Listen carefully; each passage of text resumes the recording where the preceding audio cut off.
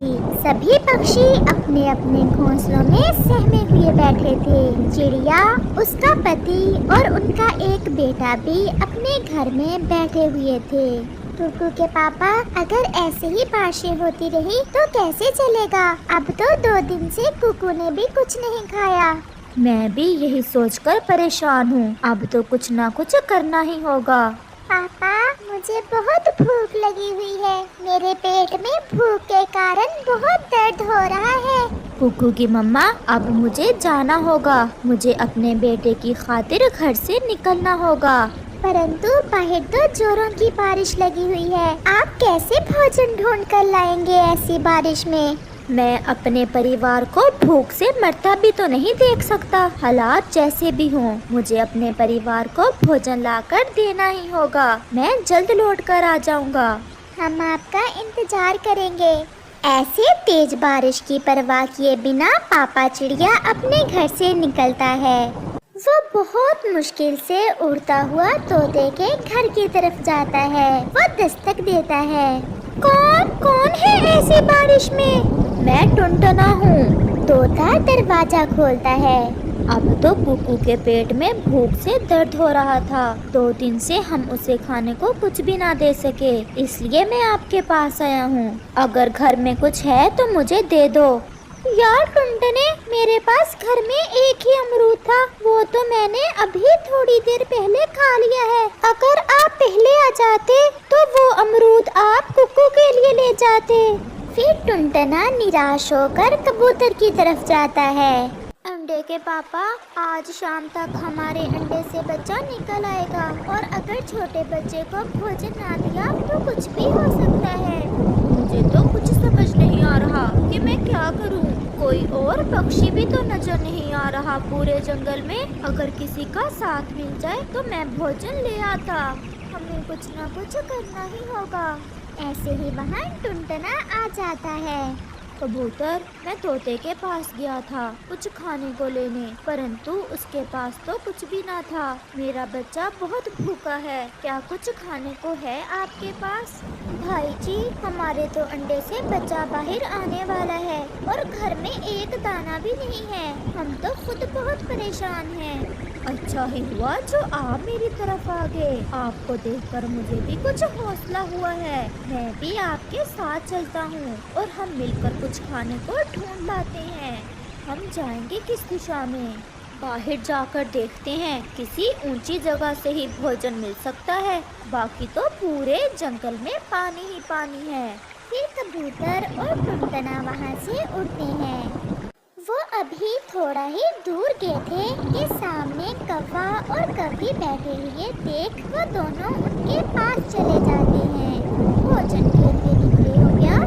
हाँ, भोजन को ही जा रहे थे कि आपको देखकर आपके पास आ गए। ऐसी बारिश में भोजन ढूंढना तो एक बड़ी चुनौती है। अब तो हमें भोजन पहाड़ों से ही मिल सकता है, क्योंकि वहाँ बारिश का पानी अभी तक नहीं पहुँचा होगा। इसका मतलब आप भी भोजन ही ढूंढ रहे हैं।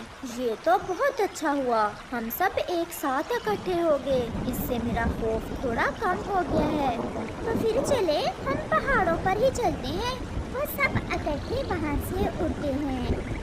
वो सब जैसे ही पहाड़ों पर पहुँचते हैं तो बारिश और ज्यादा तेज हो जाती है। वो सब एक पेड़ के नीचे बैठ जाते हैं। कालू जी, ऐसे मौसम में मुझे आसमानी बिजली से बहुत डर लगता है। गोरी, कभी तो कोई अच्छी बात मुंह से निकाल लिया करो। क्यों हमें डरा रही हो? घर में बैठकर भी तो सबने भूख से मरना ही था। अब घर से निकले हैं तो भगवान जरूर हमारी मदद करेगा। फिर अचानक से कालू कौवे की नजर थोड़ी दूर पानी में चावलों के दानों पर जाती है।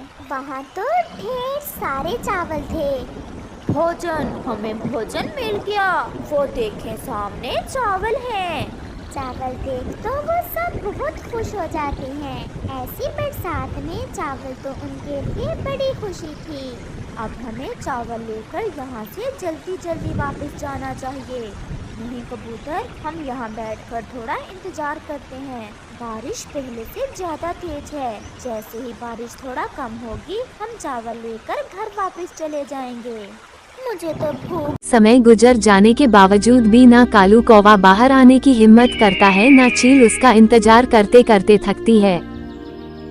तभी खौफ के मारे कालू अपनी पत्नी गौरी कवि से बोला, अरे गौरी कुछ करो वरना ये चील आज मुझे जिंदा नहीं छोड़ेगी। अरे कालू हुआ क्या है जो ये चील इतने गुस्से में बाहर खड़ी है और तुम घर में छुपे हुए हो। फिर कालू कौवा सारी बात बताता है तो उस पर गौरी बोली, अबे कालू ये तूने क्या कर दिया, इसलिए मैं तुझे हर समय समझाते रहती थी पर तुमने मेरी एक न सुनी। अरे अभी इन बातों का वक्त नहीं है, किसी भी कीमत पर मेरी इस चील से जान छुड़वाओ, नहीं तो घर से बाहर पांव रखने पर यह चील मुझे मार डालेगी। और अगर इसी तरह घर में पड़ा रहा तो भूख से तड़प तड़प कर मर जाऊंगा। अगर तुम आज से अपनी यह बुरी आदत छोड़ दो तो मैं चील रानी को समझा सकती हूँ। अरे हाँ मैं वादा करता हूँ, आज के बाद मैं किसी को तंग नहीं करूँगा, किसी से उसका अनाज नहीं छीनूंगा। बस इस दफा मुझे इस चील के हाथों मरने से बचा लो। घमंडी कौवे की यह बात सुनकर गौरी कभी चील के पास जाती है। थोड़ी ही देर में गौरी कभी चील का गुस्सा शांत कर देती है। अरे गौरी अगर तुम कहती हो तो मैं मान लेती हूँ, तुम्हारे पति को जिंदा छोड़ रही हूँ। इतना कहकर चील वहाँ से चली जाती है। चील को जाता देखकर कौवे की जान में जान आई। अगले ही रोज जब घमंडी कौवा एक पेड़ पर बैठा था तो कुछ पक्षी उसके करीब आकर उस पर बातें करने लगे और जोर जोर से हंसने लगे। घमंडी कौवे का घमंड टूटने पर जंगल के पक्षी बहुत खुश थे। अरे हम जैसे नन्हे पक्षियों से भोजन छीनकर खुद को 30 मार खान समझने वाला तुमने देखा है क्या? नहीं मैंने तो नहीं देखा। तो चलो देख लो, हमारे सामने वही 30 मार खान बैठा है। अच्छा तो ये 30 मार खान है? हाँ यही है। अरे इसको तो कल चील ने पीट पीट कर इसकी पेंट गीली कर दी थी और तुम कहती हो कि ये 30 मार खान है। हाँ हाँ हाँ हाँ हाँ हाँ। पक्षियों की यह बातें सुनकर घमंडी कौवे को बहुत शर्मिंदगी हुई और वह वहाँ से चला गया। दूर जाने पर घमंडी कौवा एक पेड़ पर बैठ गया। तभी वहाँ पर और पक्षी आ जाते हैं और उसे तंग करने लगते हैं।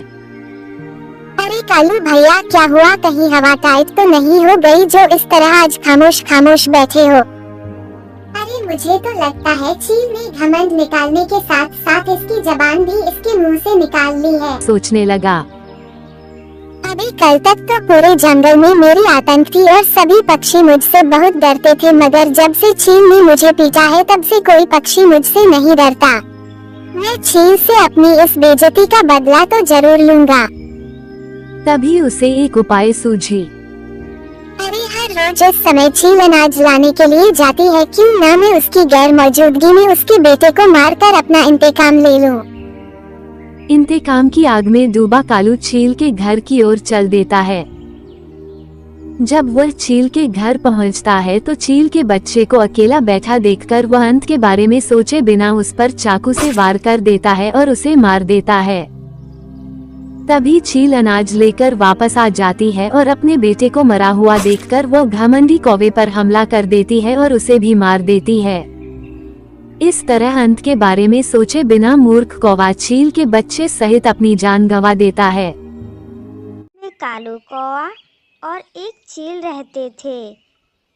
वह आपस में मिलजुल कर रहते थे। चील बहुत ही ईमानदार और सच्चा था। वह कभी भी झूठ नहीं बोलता था।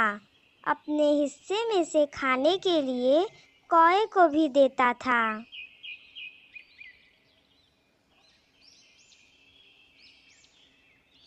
अरे ये चील तो इधर ही आ रहा है।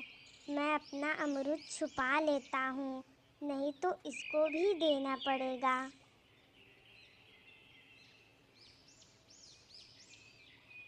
कालू यहाँ अकेले क्यों बैठे हो?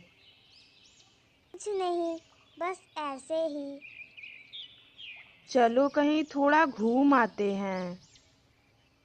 नहीं चील भाई, मुझे बहुत भूख लगी है। भूख लगी है? रुको, मैं अभी तुम्हारे लिए कुछ लाता हूँ। चील और कालू कौए की दोस्ती बहुत ही पक्की थी, लेकिन कालू बहुत ही लालची था। वह अपने खाने में से चील को कुछ भी नहीं देता था। सारा भोजन अकेले ही खा जाता था और चील इस बात का बिल्कुल भी बुरा नहीं मानता था। ये लो कालू, तुम्हें भूख लगी है ना? लो, सेव खा लो। मैंने अपने लिए रखा था।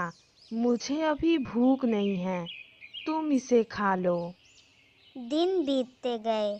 एक समय ऐसा आया कि चील और कालू दोनों दोस्तों को खाने के लिए भोजन नहीं मिल रहा था। दोनों कई दिन से भूखे थे। चील भाई, हमने कई दिनों से कुछ नहीं खाया है।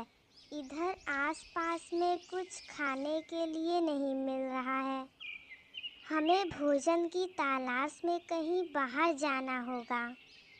हाँ, तुम सही कह रहे हो। हमें कहीं बाहर जाना होगा, नहीं तो हम भूख से मर जाएंगे। दोनों दोस्त भोजन ढूंढने के लिए निकल जाते हैं। कुछ समय बाद वह एक गांव के पास पहुँचे। कालू आगे आगे चल रहा था और चील पीछे पीछे। तभी कालू को एक मांस का टुकड़ा दिखा। अरे, ये तो ताज़ा मांस लग रहा है। मांस खाए बहुत दिन हो गए हैं। चील पीछे है। उसके देखने से पहले मैं ये मांस लेकर कहीं और निकल जाता हूँ। कालू लालची था। वह उस मांस के टुकड़े को लेकर भाग गया। चील उसे देखता रहा। चील जानता था कि कालू बहुत ही लालची है।